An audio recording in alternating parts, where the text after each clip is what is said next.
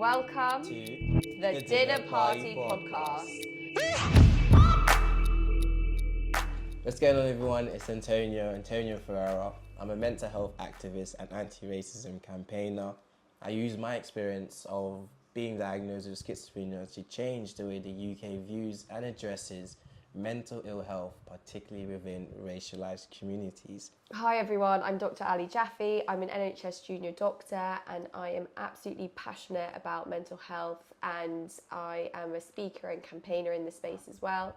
I'm also the co-founder of a startup called Nutritank, which is all about preventative medicine and getting nutrition and lifestyle education to the healthcare workforce.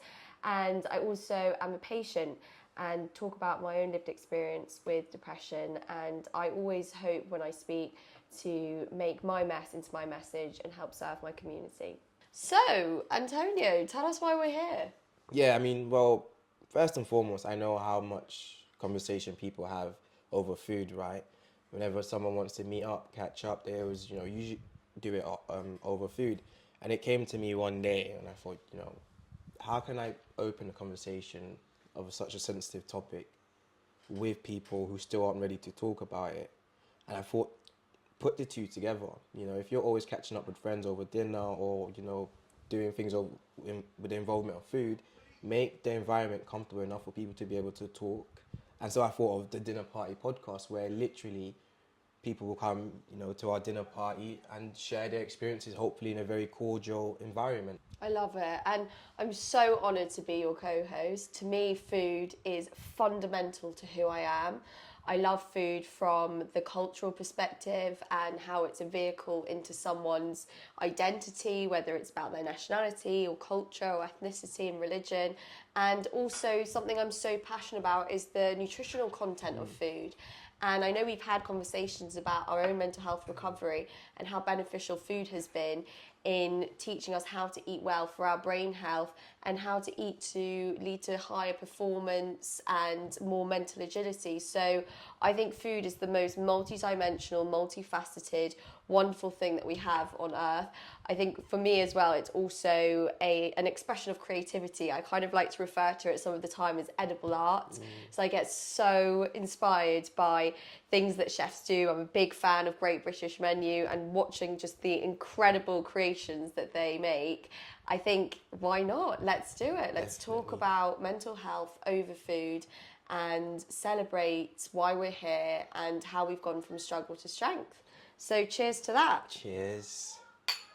And I think it's really great to have you as a co-host, because I know you've got a lot of experience in the nutrition, diet sides of things, and of course your background as a junior doctor is a great contrast, because for me personally in my journey, I neglected the effect of food, the effect of diet on not just my mental well-being, but in general. Ask probably today how many people have breakfast before they leave to work or whatever.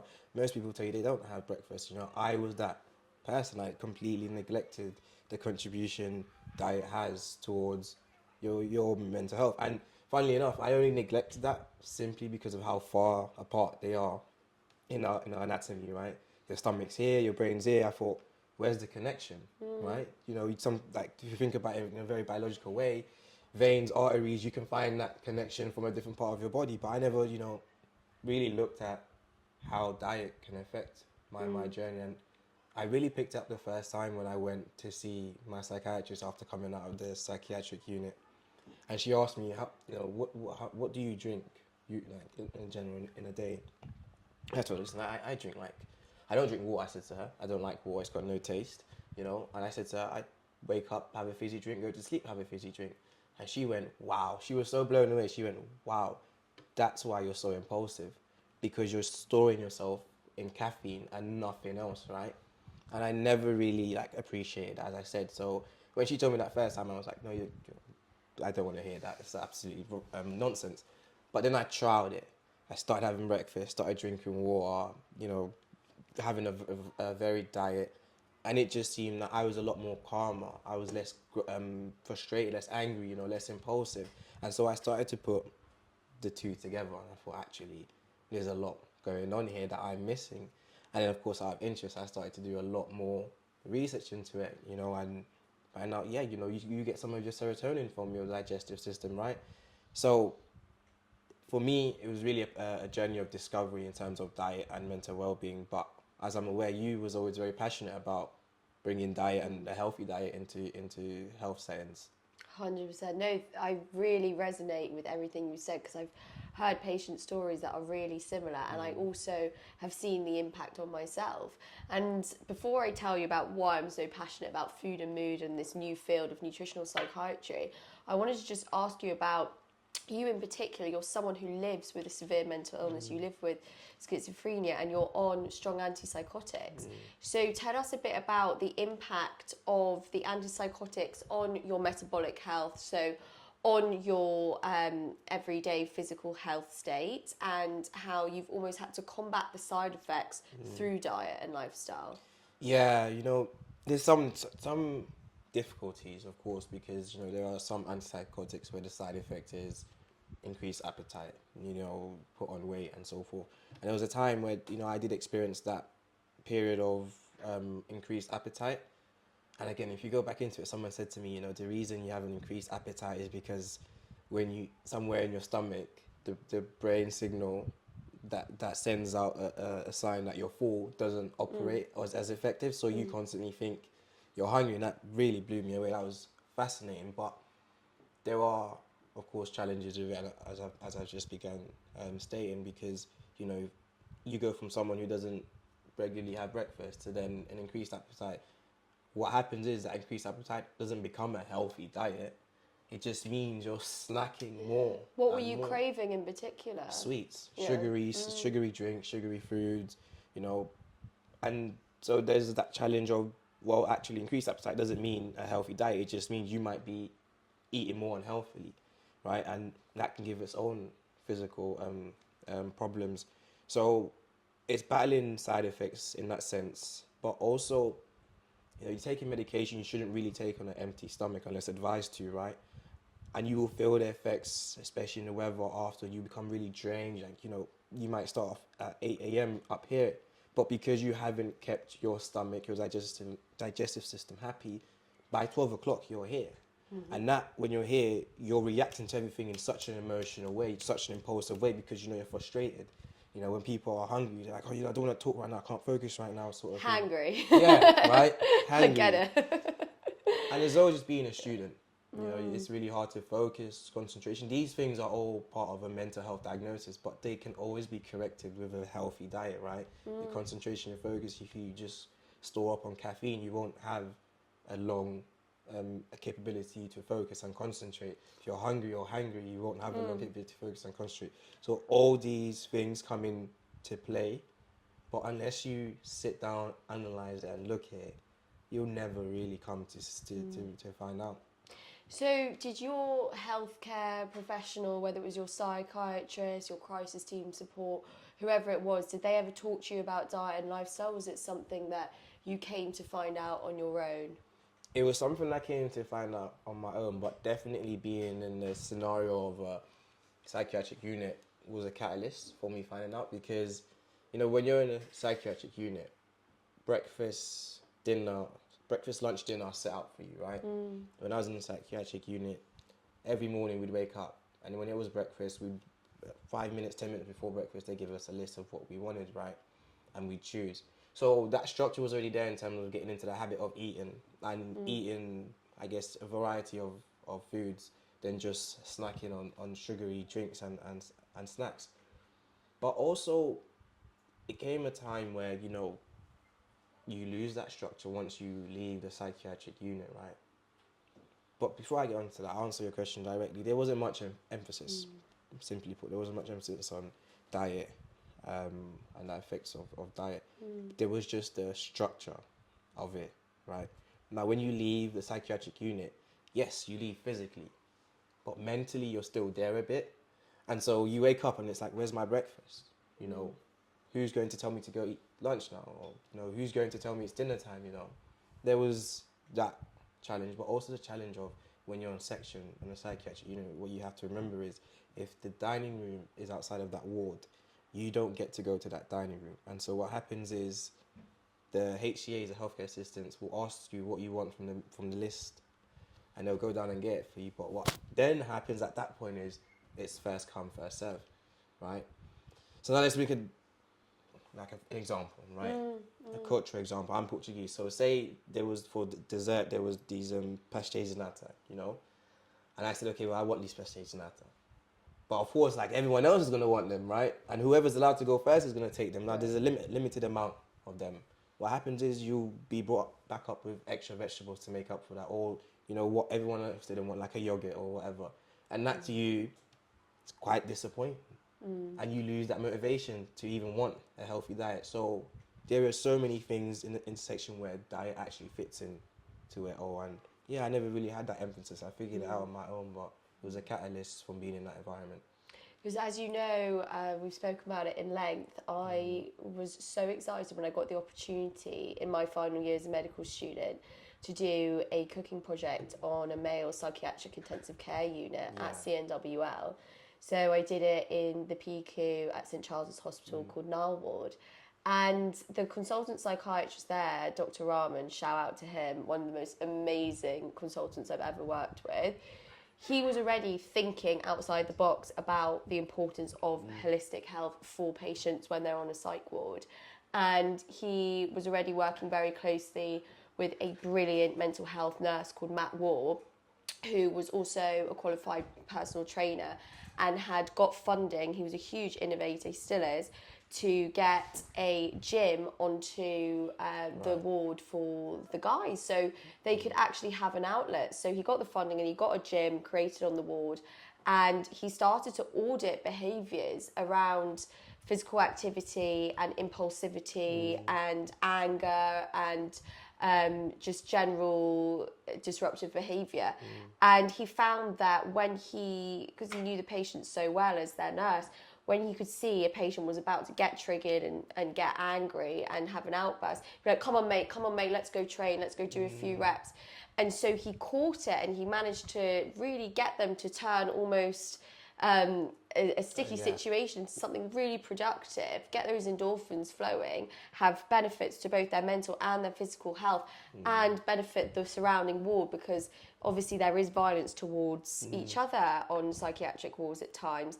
And so that actually lent itself to then me coming in and doing this cooking project. And what I did was a 5-week course with Mediterranean diet principles, because we know that that has the strongest evidence base for mental health and all other chronic conditions. And each week I did a different theme around food and culture and cuisine. So for instance, one week, which was the first week, because I had to assess where people were starting from, I thought, okay, I spoke to the activity coordinator, what are the guys eating the most? And said toasty. And I said, well, what kind of toasties? And he was showing me that it was all like refined carbohydrate bread, so white bread and kind of a lot of processed toppings. And I said, okay, let's just start with healthy toasties and just really take it slow. So I introduced, and like it was all under £2 per patient, a healthy toasty where we did whole wheat, high fibre bread, healthy toppings. I even got them to try kimchi, which is a fermented vegetable, and put that in a toasty with cheese. And I remember one patient coming up to me and saying, oh my God, doc, I've gone from KFC to kimchi, like what's going on with me? I'd never even heard of this. And so then each week we did another cuisine, and it was summertime, so we sat out all together in the garden on the psych ward, which not every ward has, but it was very special. And we all ate together. There was no us and them. It was the staff and the patients all eating together what I had cooked. One week I made fresh pasta from scratch, and another week we did Mexican chili, and another week we did a healthy fry up, and then Gosh, I wish I had this. The last week we did like smoothie bowls and loads of different fruit and veg toppings. And I said, you can use frozen fruits. There are loads of ways you can cut costs as well. Healthy food doesn't have to be expensive. And bearing in mind, a lot of these guys were ordering and spending loads of money on Deliveroos and loads of different takeouts coming in. So for me, when you talk about your experience in a psych ward, and I can relate to the experience I had with providing this community service, it is just an absolute no-brainer, and it needs to be scaled up. I really think it needs to be in the mainstream, because as you described, the medications can make you put on weight, change your whole metabolic health, and, you know, predispose you to diabetes and all different metabolic issues that are out of your control. And it's a great shame when you have, when you are dealing with psychosis, when you are dealing with a severe mental illness, the medication is beyond beneficial, but unfortunately it comes with side effects. And we need our healthcare professionals to advise and our structural environments to be able to be conducive to combating those side effects. Because as we know on the psych ward as well, it's very sedentary. You sit around a lot, the medication drains you, you're very tired. And so having things like a gym and an outdoor space and good foods, I mean, no-brainer.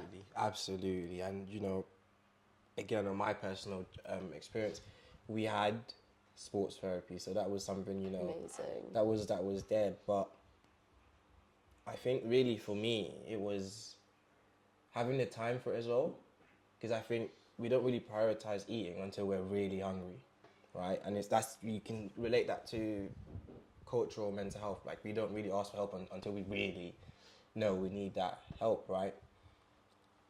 And for many people who don't look at or don't have a schedule, you know, and I guess don't have the passion and knowledge that you or I now have around diet and mental well-being, you know, you just go out and do what you need to do and forget about eating. You know, you just go to work or meet friends. Like, it's a shame how eating is so belittled in that sense, but how much it contributes to society, right? Totally. Because we won't, you know, until we're hungry, we won't say, oh, you know, let's go grab something to eat.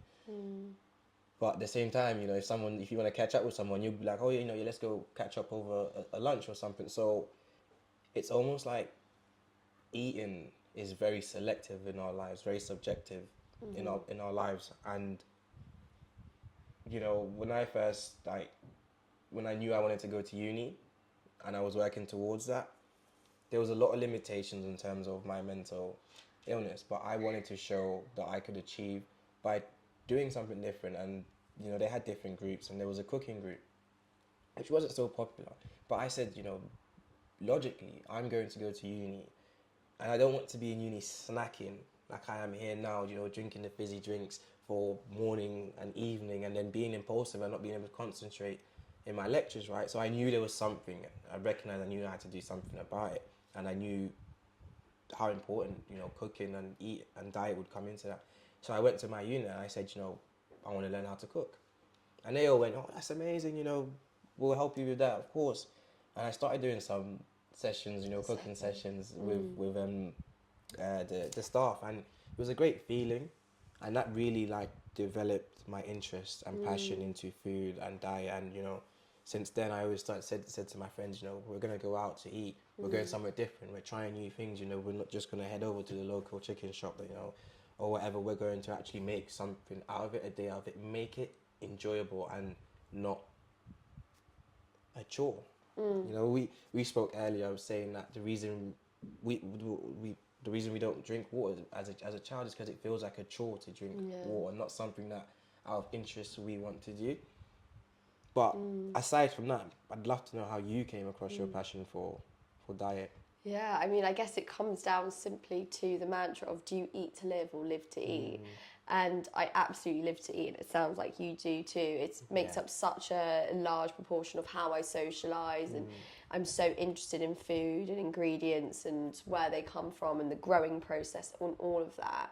And I would also wanted to just come back to what you were saying about making time to eat. I think people also have the opposite problem, and they don't eat when they're hungry, they eat when they're bored.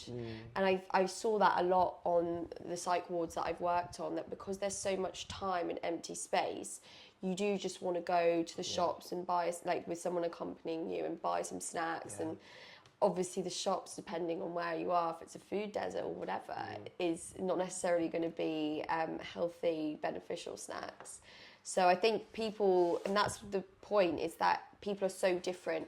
There's no one size fits all. Some people will only eat when they're hungry, and some people will eat from an emotional point of view or from a boredom point of view. And I definitely can relate to that, because when I was experiencing generalised anxiety disorder at uni, when I was at medical school, I was a hugely emotional eater.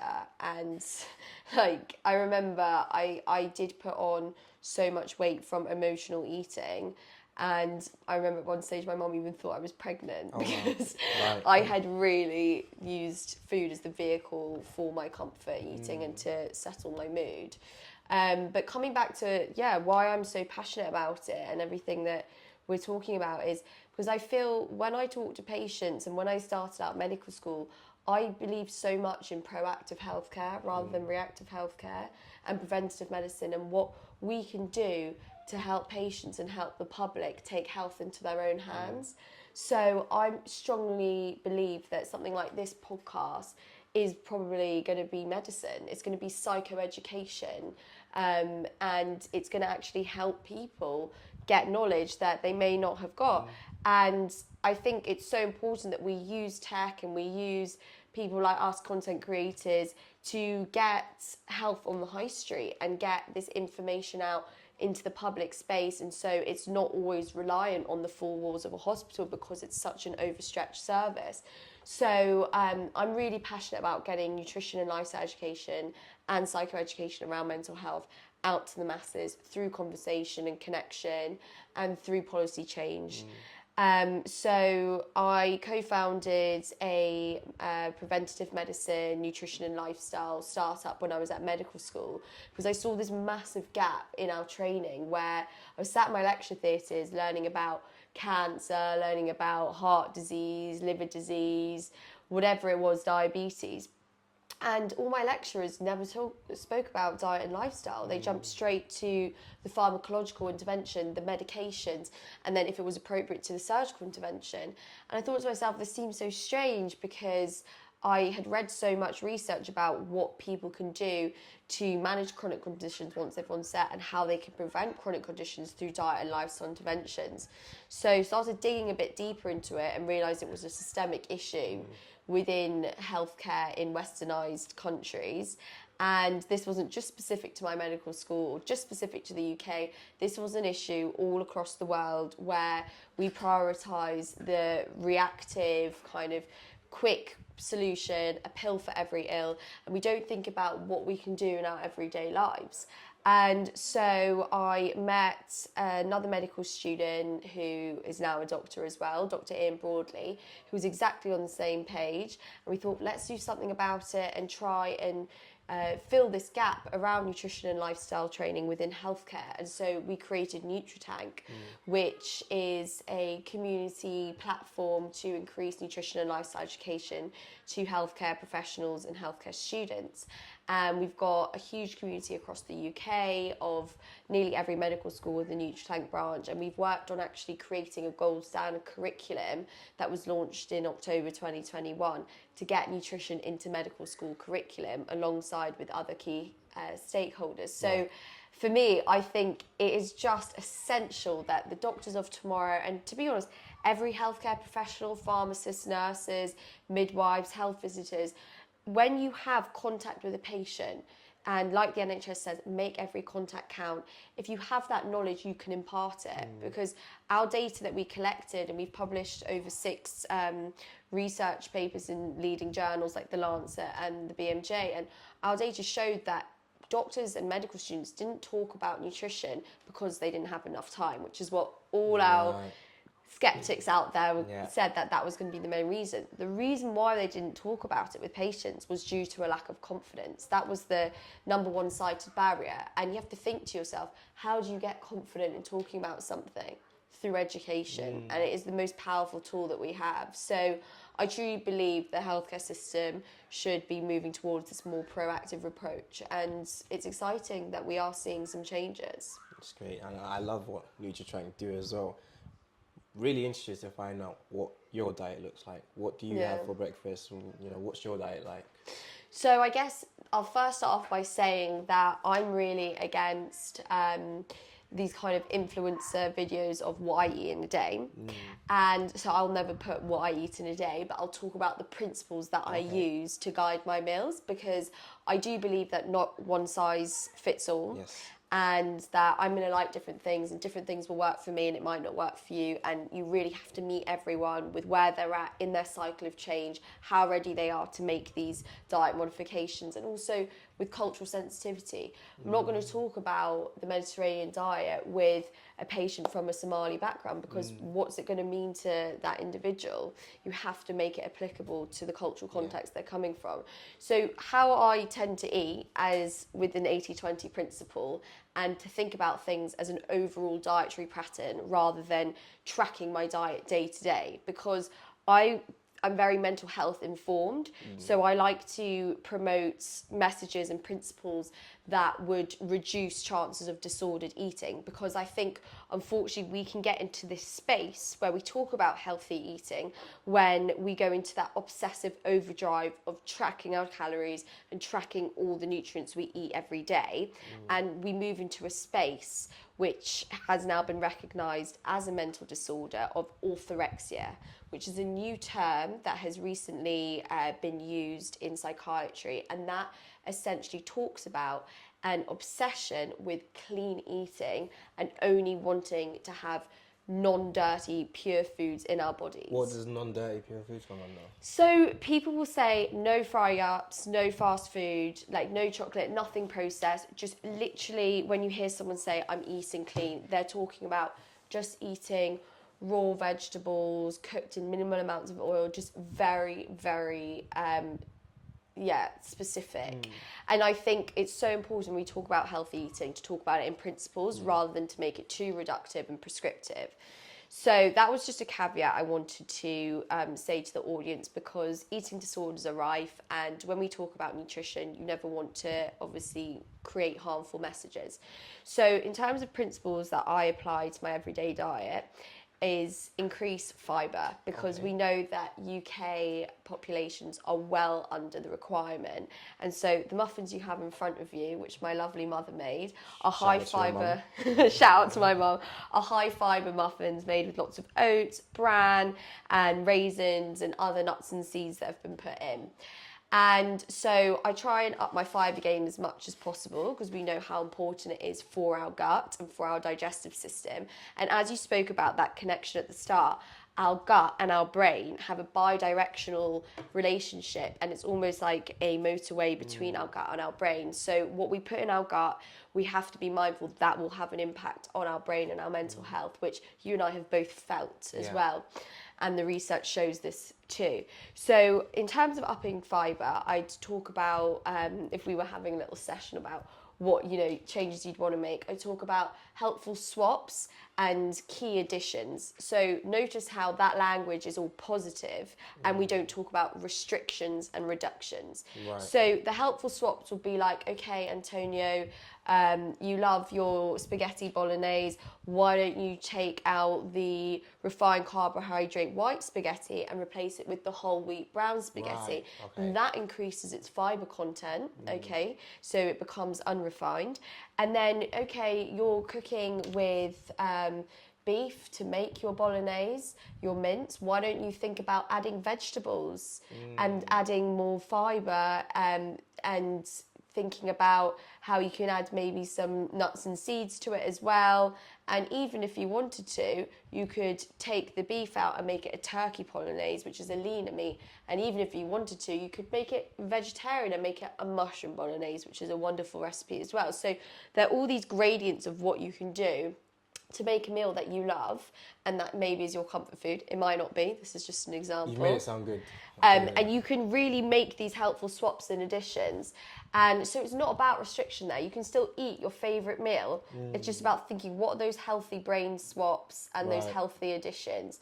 So fibre, adding loads of vegetables and eating the rainbow. And when I say vegetables and when I say fruit, adding fruit as well, you can get frozen fruit as well, so you're cutting a cost and it's the same nutritional quality.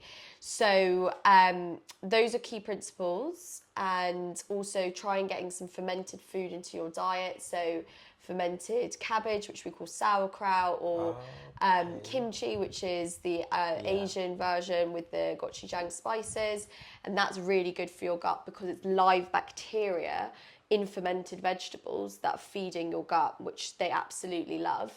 And we can also we can also up our brain health game by getting portions of oily fish in a week. So I try to have 2 portions of oily fish in a week because we know that the omega-3s in that have a direct impact on our brain health. So just some tips to, get going. What's really interesting in that, right? How do you engage someone in that type of diet or that type of mindset towards their diet if someone's not really interested in diet? So take me, for example, beginning where I neglected diet to my mental well-being, and I had no interest in diet. How would you go, in your opinion, engage someone with that information you've just given me?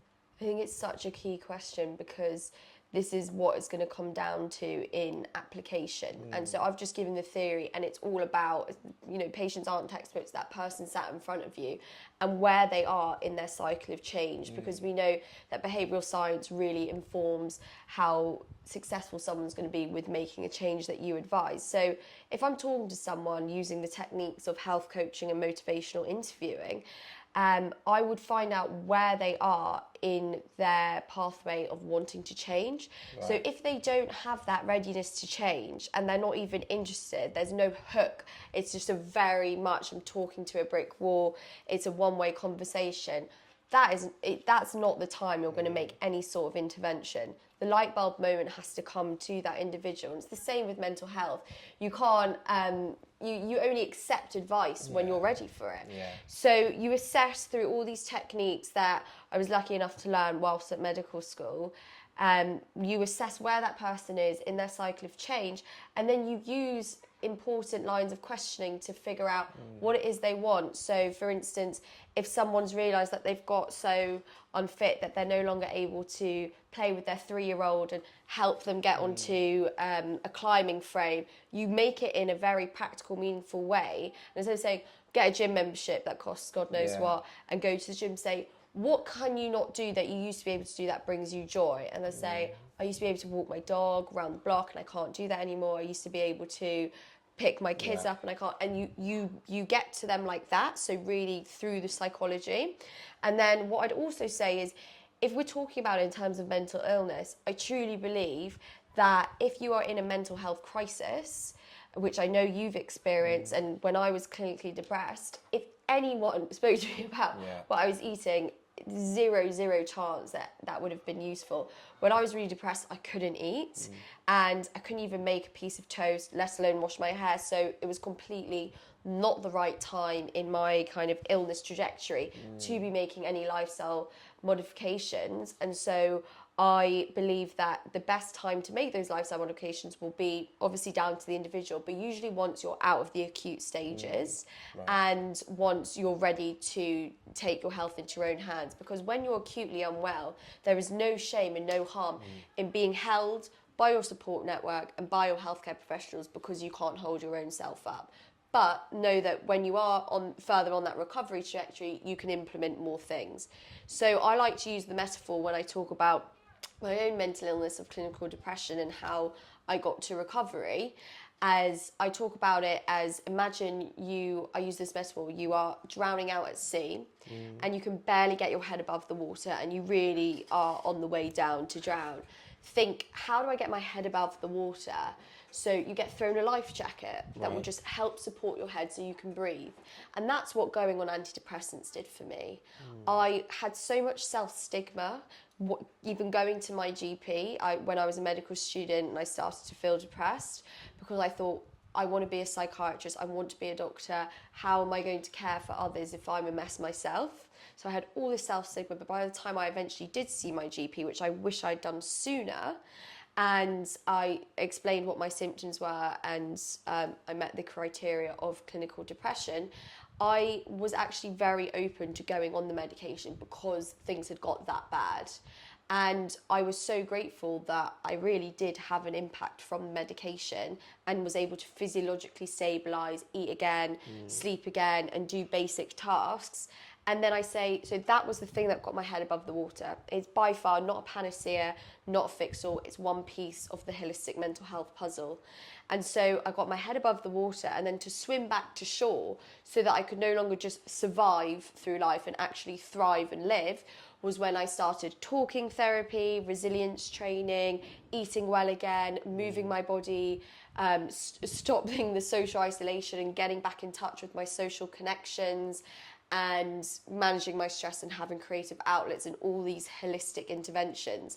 And that is what essentially I think is appropriate when you're talking to a patient, is assessing where are they in their illness trajectory and then tailoring the advice from that point of view.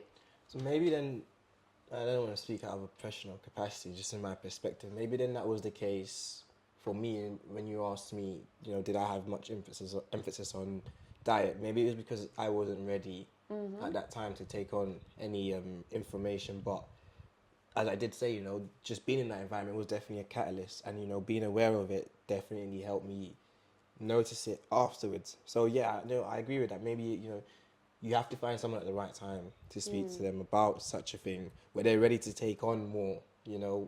As I mentioned earlier, if something feels like a burden or a chore, it just doesn't feel enjoyable. And eating should always be enjoyable. Yeah. You should always enjoy eating. But there was something you said that I really wanted to delve into a bit more, and it's the idea of culture and eating.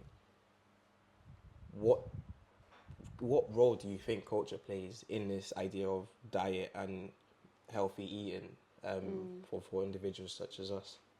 I think it's absolutely huge, and we're seeing it so much more, especially with the NHS type 2 diabetes campaigns. We know that South Asian populations and Afro-Caribbean populations have a higher risk of getting diabetes and heart disease.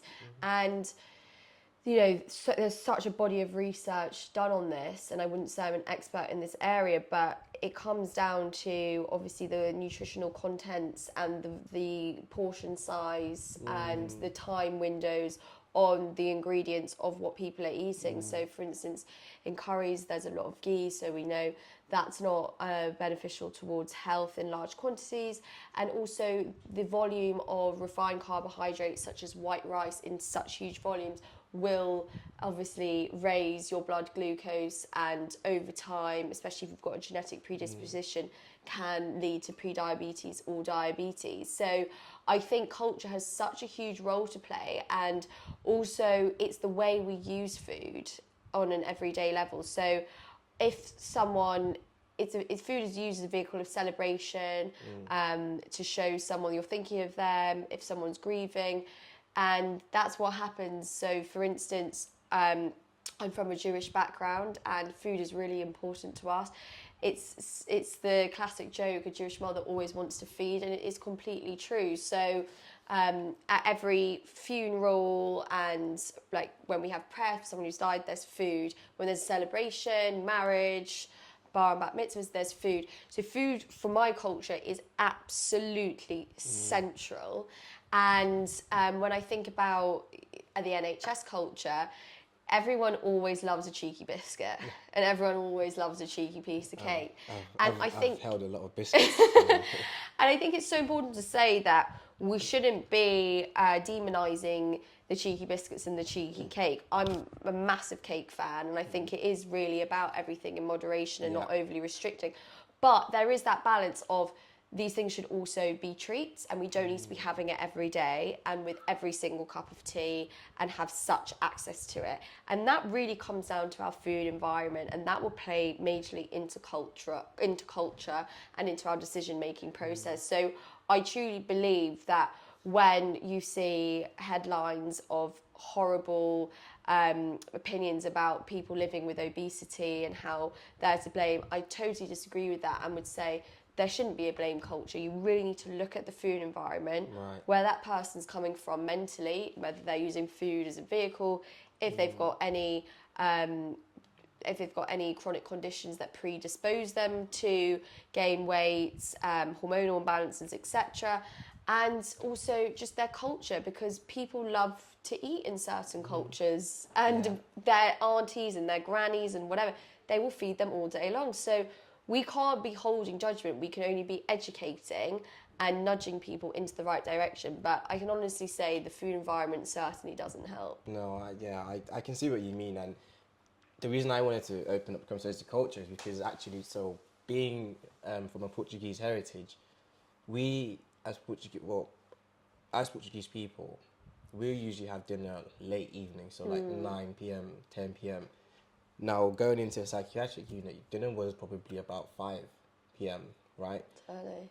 And you've got to sort of adapt to that structure physically and mentally, right? Because, you know, if I'm someone that's used to eating at 9 p.m., I'm not hungry by 5 p.m., right? Then I eat at 5 p.m., 9 p.m., I'm hungry again, and I'm like, what's going on, right?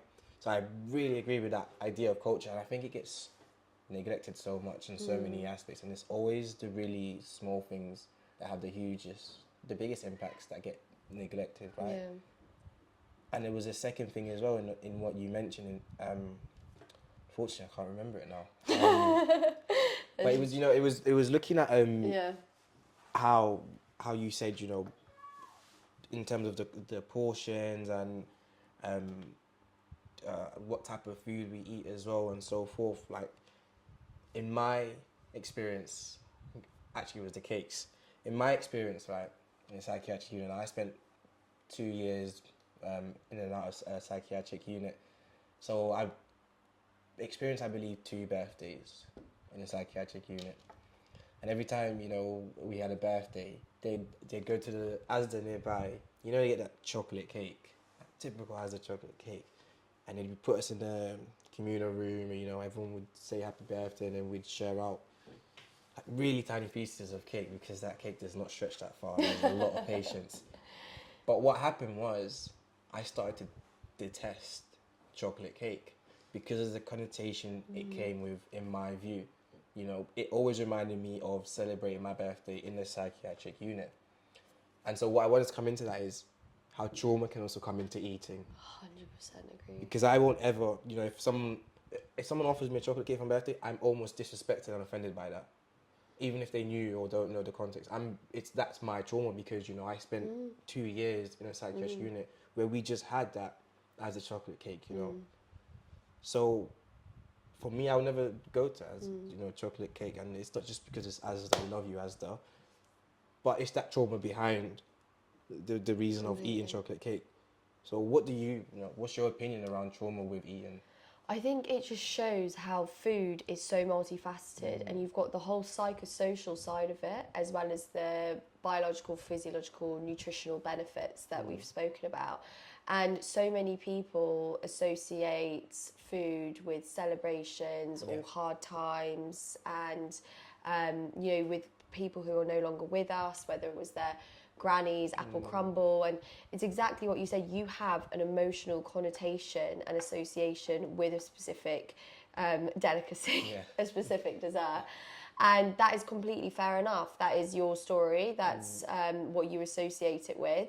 And I think that will probably be the case for so many people, which is why it's complicated in, you know, hospital settings to have this one size fits all where everyone kind of gets served the same food, and there's not a lot of choice. And I think what you've highlighted is the importance of individual identity, individual choice, and really being able to have agency over what you eat, because it will mean something completely different to you than it does to someone else. And it's very fascinating, that. Yeah. I agree. I that's why I was sitting there thinking, well, actually, when you mentioned the cakes, I was like, actually, you know what? I don't really like chocolate. And it's so cakes, crazy, you know? because to me, chocolate cake is the happiest thing ever. Right. Because my grandma, who I was very close to and unfortunately died in awful, tragic circumstances a few years ago, she used to make me a chocolate cake in South Africa for my birthday every single year. Wow. And it's the most special thing to me when I think about it, what chocolate cake means to me.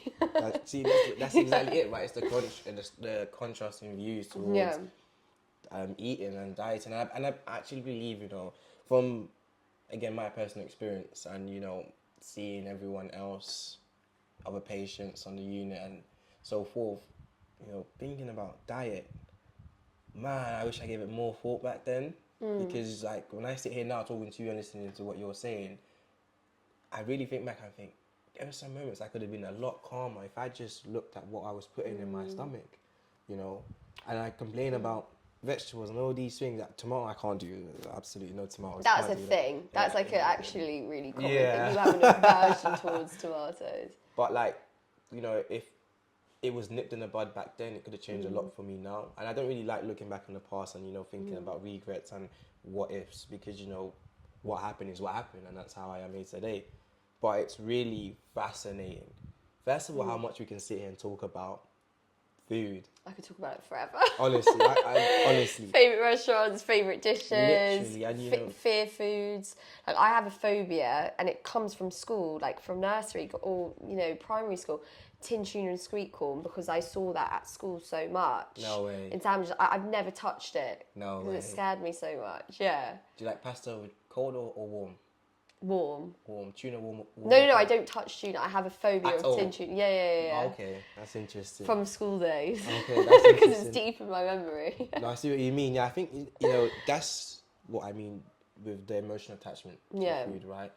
And I guess, as I mentioned so many times, how much we neglect that effect. And only through going through that experience, I've started to become more aware of it and become more conscious of it. But I still look around me and I still see, you know, what I was doing to myself, other people doing.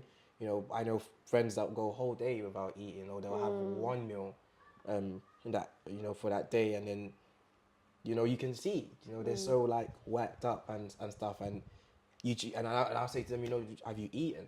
She's like, you know, I don't want to eat. It's that emotional attachment to it. And I think there's also an element of vulnerability in eating. You know, majority of the times when you sit down to eat with someone, you're discussing really sensitive topics. And it's that food that just changes the whole environment, makes it, you know, cordial, makes it actually... That shared experience. Right? Yeah.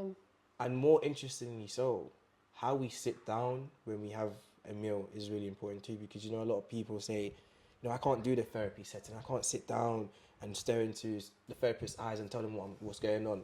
But actually, there's research that finds conversations with a physical activity are much more encouraging than just what's going on today.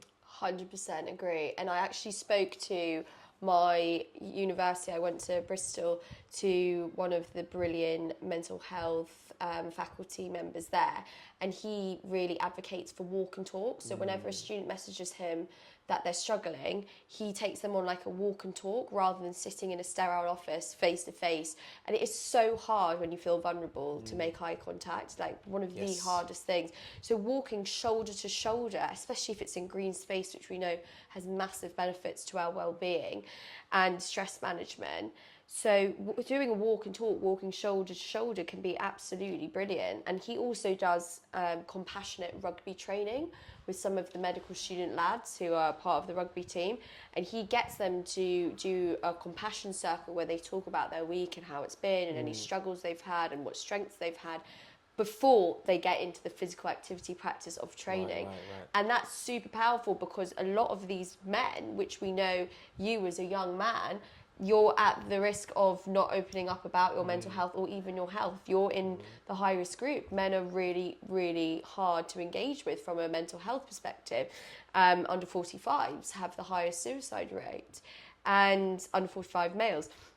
And so doing this in an environment that is already normal, it doesn't feel foreign, you're not vulnerable, is so brilliant. And that's why I absolutely love the community initiatives of the barbershops and that charity that does that work where they get the barbers to get trained in mental health first aid and talk to their clients about mental health. And I think it is so powerful, this whole, like I said, health on the high street, getting people health in their own hands.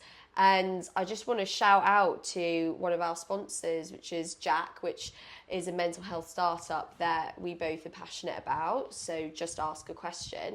And they have a partnership at the moment with Pure Gym. And I was on a podcast a couple of weeks ago, and I'm doing work with Jack, as you know, and this guy who was interviewing me said, "Ally, what's your favourite digital mental health innovation at the moment?" Okay. And I said to him, I'm going to ask you that question, because I know what my answer is. I'm going to turn it around. What's your favourite at the moment?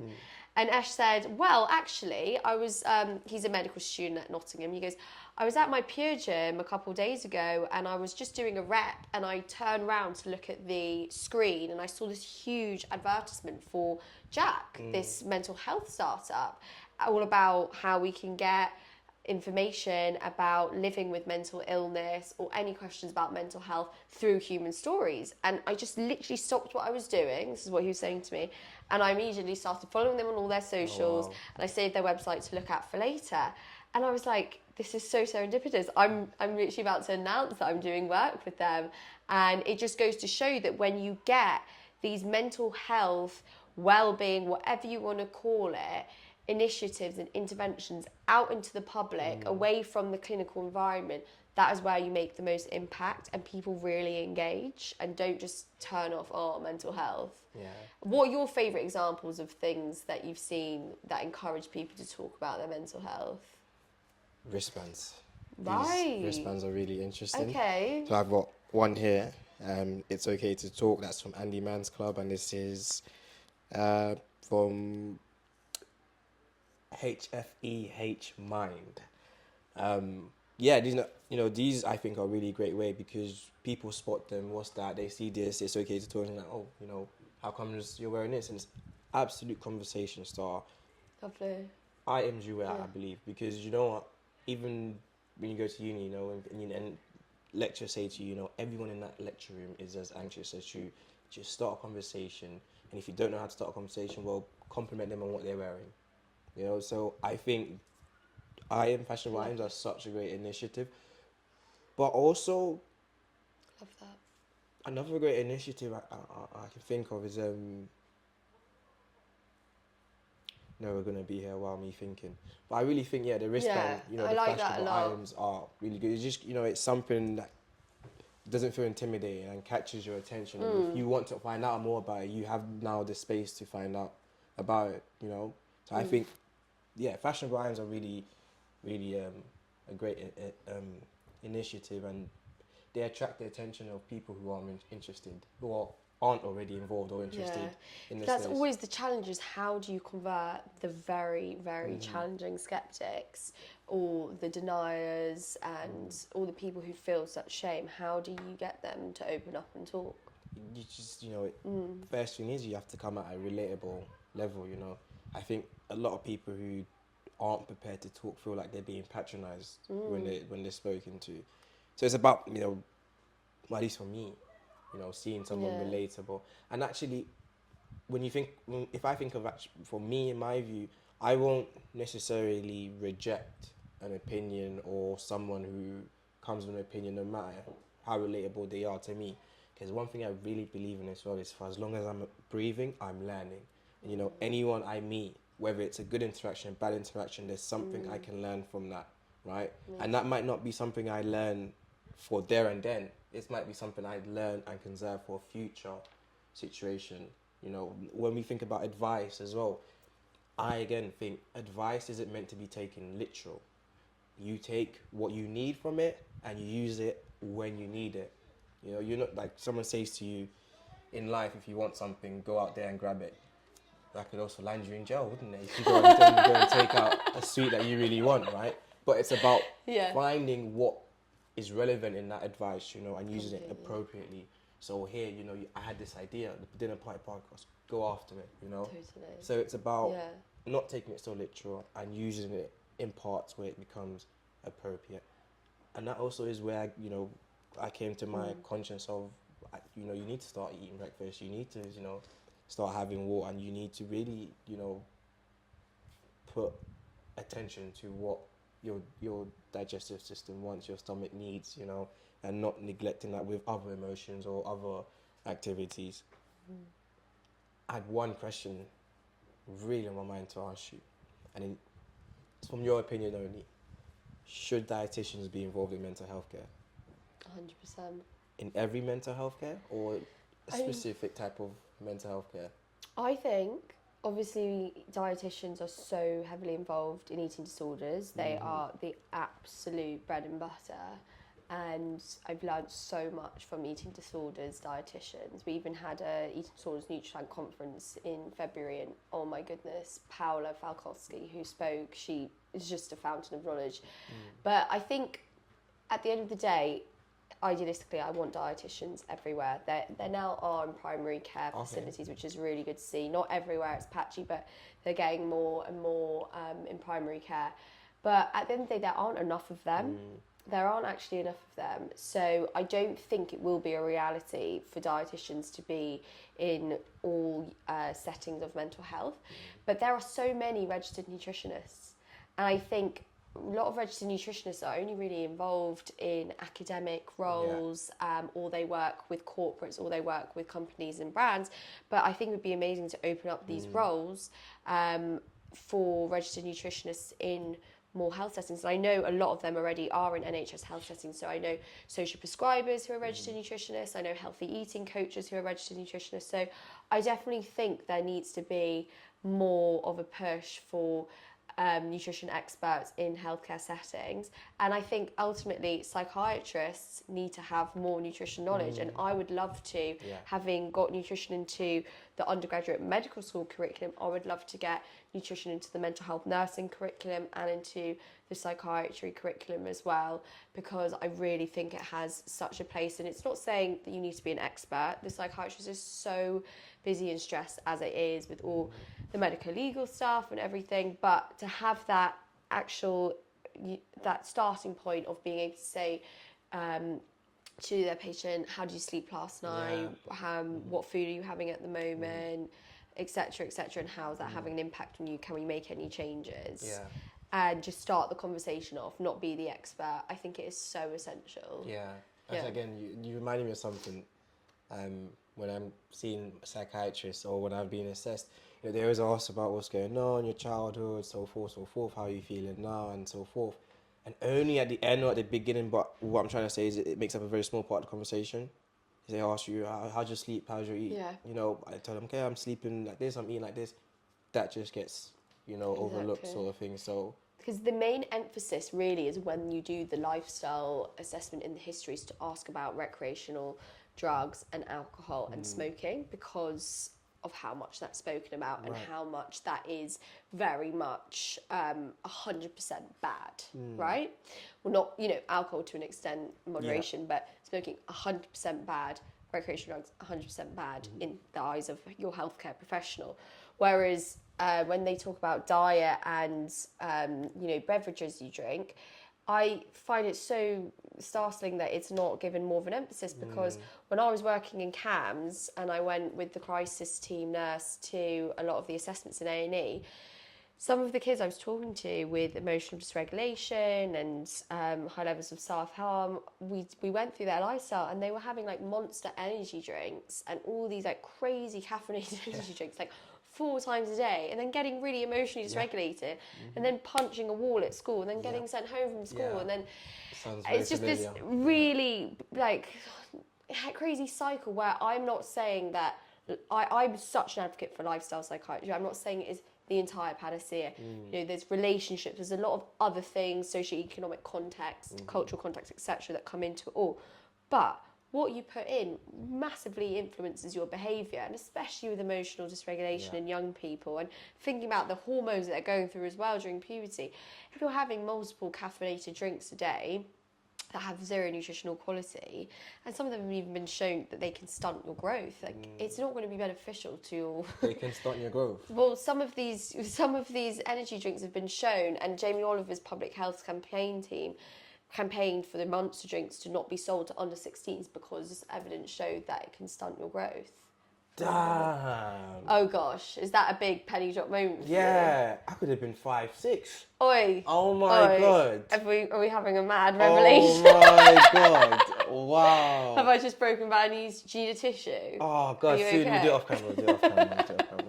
But no, I love what you do and your passion for diet and nutrition and mental well-being and everything else, and that's why I said I really wanted you to co-host me on the Dinner Party podcast, because I believe it'd be such a great, it has for me right now, just speaking to you, and I feel like we've been learning from each other, and 100%. It's really interesting to have I don't think I've ever had someone disclose so much about diet, nutrition, and your mental well-being, and I actually think on this conversation I've discovered a lot more about myself. For example, I could have been 5'6", but it's really great, and I hope the work you do and the conversations we continue to have in future with guests, that will really spark something in people's mind, organizations contribute to systemic and longer term change, because clearly this has so much value.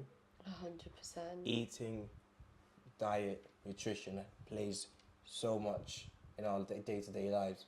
Absolutely. And if we can bring awareness to that, attention to that, make people comfortable to, indulge in conversation over a meal, to be able to look at how they eat as well. It's about giving the information in a way that suits the person listening, rather than, as we always said, making it feel like a chore or something that, is an ultimatum, because that takes away the motivation towards it, right? Only when I wanted to learn to cook did I really put the effort into it. Only when I, recognized how my meals were throughout the day, throughout the week, did I start to notice these things. Everyone used to tell me it before, maybe, but I never really cared. I never saw my relatability to it. And so I really appreciate. Yeah, I'm so glad to be doing this with you and to be having this really open conversation and really highlighting that, mental health is so multifaceted. There's a lot that we can do ourselves, but of course there's a lot that needs to change in the system to also benefit us. And I was actually just thinking that I thought of your answer to the question I asked you about what things do you think are beneficial in getting the message across outside the four walls of hospital? And then I remembered your EastEnders gig. Yeah. So tell our listeners about that, because that is education to a mass audience through media. I think it's such a powerful thing, and it's like what you were saying, like you can't be what you can't see, and you obviously were able to coach the storyline about a young black guy living with schizophrenia. So tell us about how that came about. That was a really great opportunity. Probably the opportunity that really sparked my climb through this journey, and that came through at the time I was a media volunteer for Mind, the Mind National Charity, and being a media volunteer, they had this department, script writing department, I believe, where they helped soaps, dramas, movies, who wanted to depict mental illness sensitively and accurately. And so EastEnders wanted to do the storyline of a young black man with schizophrenia, but they wanted to do that sensitively and accurately. They didn't want to sensationalize it or dramatize it. Yeah. So they reached out to Mind for support in terms of advice and what someone with a young black man with schizophrenia actually looks like and goes through. And then Mind showed them, well, we have a case study, António, who is a young black man with schizophrenia, so you could take his personal experience, and utilize that to guide your storyline. And so the communication was set up, and first thing I done was I met with the directors, the writers, the researchers, some of the actors, and we have just had a conversation with them about what I went through and what it meant for me, growing up with schizophrenia. And I remember, in that conversation, what the director said to me, if there's one stigma or misconception that you'd want us to address, what would it be? And he said, and I said to him, probably that the fact that we're more of a danger to others than to ourselves. And then when this is the only, I shouldn't say that, I've seen more clips, but this clip really stood out to me, is where the actor Danielle, who plays Lola in the storyline, she had an argument. She was having an argument with another character, and she said to him, what, just because he's schizophrenic means he doesn't deserve any love? That he actually is more of a risk to himself than anyone else. She did it in a very more detailed and entertaining way than I just did. But that really... that came from you. Yeah, that really came... That was your wisdom, you imparted. Right, and it's like they listened and they actually done something about it. So extraordinary, honestly. And I saw the rest of the feedback from others, and even today, most of the audience are elderly women, but a lot of them, are really fascinated by that storyline, and that was really, I guess, a pinnacle moment for others to take the inspiration to stop dramatizing mental illness and start actually portraying it accurately with hope at the end. That's so important, to instill hope and show that it's not bleakness and that you can have a good quality of life with a severe mental illness. No, and I think that is really what is missed out of pop culture and mass media and films that we've seen in the past, and you know, all the way that asylums have been construed, and electroconvulsive therapy and the bad stigma that that's got. It's just time that I think the media, and it's so impressive of EastEnders to have done this, like ahead of the other ones, to really get an expert by experience involved in the co-production and make it authentic and credible and legitimate, because it's painful to see some of the mental health depictions in TV shows and films, and I'm such a film and TV lover. I love storytelling, but you have to do it justice, because otherwise you're spreading misinformation at the end of the day. I was a victim of that before I went through my own experience of mental illness. I thought the only mental health in the world was the Joker from Batman, you know. Quite ashamedly, but honestly, I literally just thought, you know, that's what a mental illness looked like, until I went, and that's actually partly why whenever I was asked, you know, do you believe yourself to have a mental illness? I said, no, of course not. You know, teenagers are teenagers, boys will be boys. Those are the social excuses I used. And because I had the perspective of the Joker, how could I tell you that I believe I have a mental illness if I don't see myself acting like the Joker, right? It was that unfamiliarity. But once I went through it and I spoke to other patients, and especially speaking to other patients, that's when I realised every single factor to mental health. You know, it's not teenagers or teenagers, it's not boys will be boys. Start having breakfast, start talking, and don't be ashamed of who you are. You know, it was those that came out the top of my head. Those 3 principles are really what got me to where I am today. And then just resilience as well, you know, but not resilience to where I'm bubble wrapping myself from everything. Yeah. You know, I don't have to bounce back from everything. Sometimes I can take the stairs, you know. So Absolutely. Yeah, you know, I kind of gone straight off there, but no, but it's important to mention. And what resources and charities and just general tools have you found that have been useful to you? So Shout have a text helpline. You know, if you text Shout to 85258, they've always got volunteers working on their text line for anyone who just wants to have a conversation, or you know, wants some advice, some help, or so, you know, someone to lean on, and that's, you know, operated by volunteers who mostly have lived experience of mental illness. So you know, that was really helpful for me, and something that people can can reach out to as well if they're ever in need.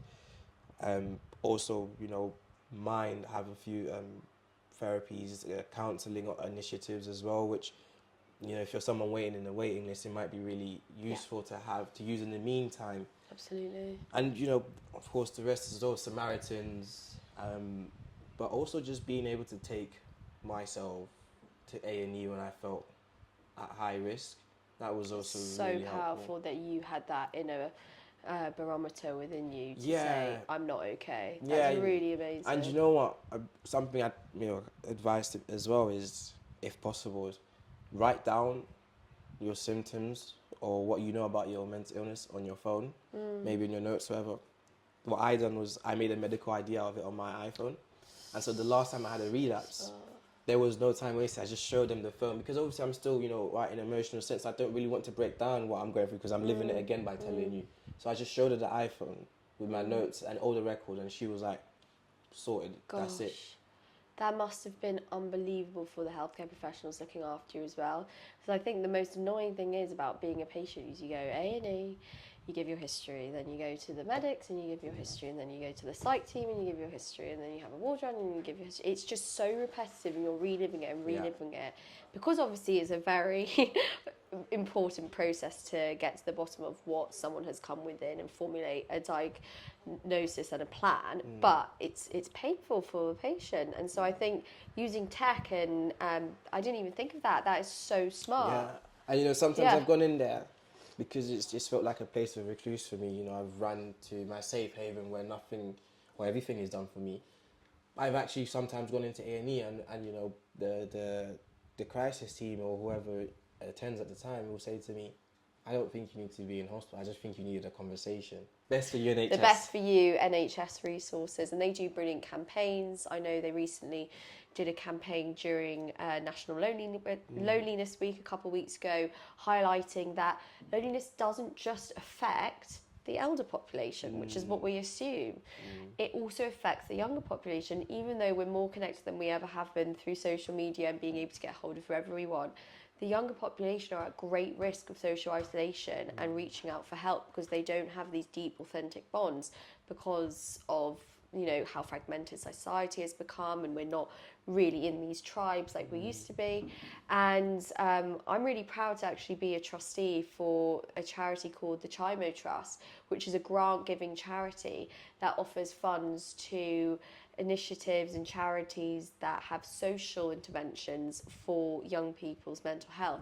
And what I mean by that is that we're looking at charities from all over the country who have boxing therapy, sports therapy, drama therapy. There's one called Dose of Nature that's getting out into nature for ecotherapy and music therapy, arts, etc. And I think that brings people together. And it is just incredible to see that young people can have a community and can have a hub where they can meet like-minded people, talk about their struggles, and actually go to strength by learning new skills around different social interventions that can help their mental health. Because I do think we can sometimes medicalise things too much, and that's why I believe social prescription and community interventions are so important. And I'm really proud that we funded these 9 charities across the country that are doing things in this space. It's just been such an amazing conversation. I'm so excited for the rest of the series and to get a guest on and chat to them about their life story and what they've done to improve their mental health and the struggles that they've been through. And I think something I'm so passionate about is looking at vulnerability as strength.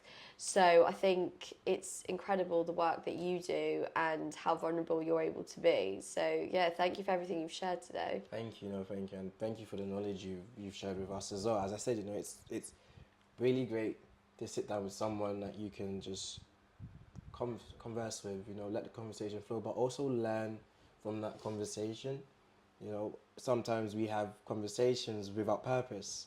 Absolutely. I hate small talk. Right? Oh, And so, I hate small talk. as much as you thank me, I'm thankful for you for, one, being here as a co-host of the Dinner Party podcast, and 2, sharing your knowledge, your experience with us and with me, the audience. And, you know, by far, I think it's going to be a very, very, very, very I think everyone's in for a treat, and cheers to that. Cheers. So I hope everyone enjoys today's episode of the Dinner Party podcast. It is our pilot and it's the start of something very special. Today, Antonio and I spoke about what mental illness means to us. We shared our lived experiences, and we also spoke about the cultural connotations of mental illness and also what food and mood means to us, and the brilliant research around nutritional psychiatry and the impact our diet can have on our brain and our mental health. We also spoke about some brilliant community initiatives and some charities which we shouted out, and also signposted some very useful resources to help you in your mental health. So we hope you enjoyed today's episode.